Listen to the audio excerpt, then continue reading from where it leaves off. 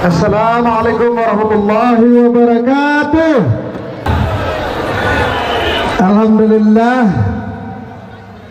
menyahana kemuliaan Allah dia tanda ngino karena dia ta'aib tubuh duro Nanggra Aceh tanah rincung lama lindung Allah Seramo Mekah lakab di dunia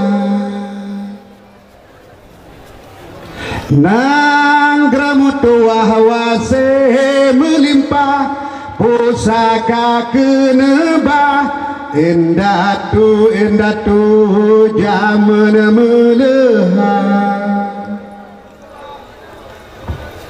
rakyat makmum syuhu megah yang amat perintah budak mulia Drangan hati gemurah akai geluah gepubut suruh pergi tegak ane nanggra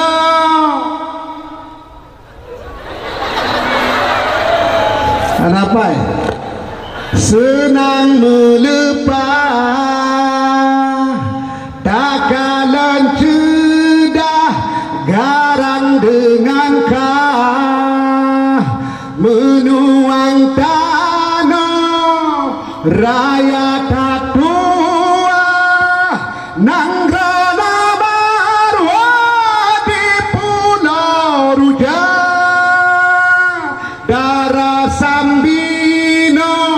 yang di kampung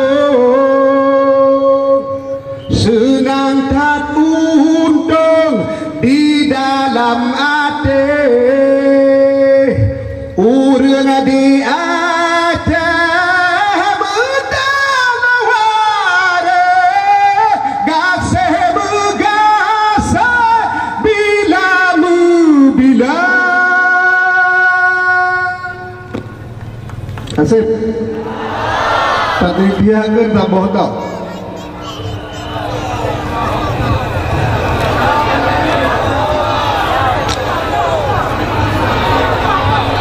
ane nanggra seodi senang melepah ada anak senang pi pada senang malamnya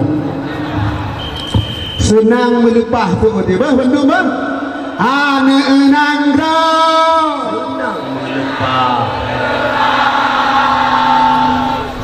Tabode takalon sudah kenilum disebut garang dengan ka takalon sudah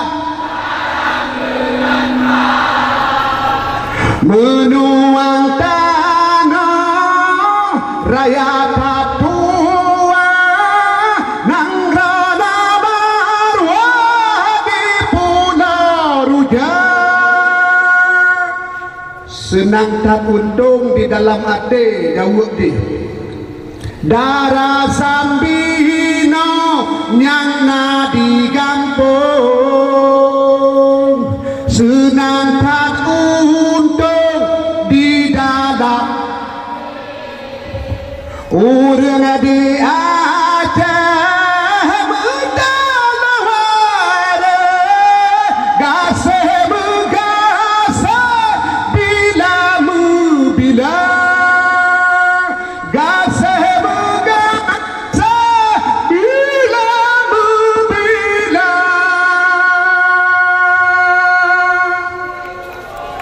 Asep ya.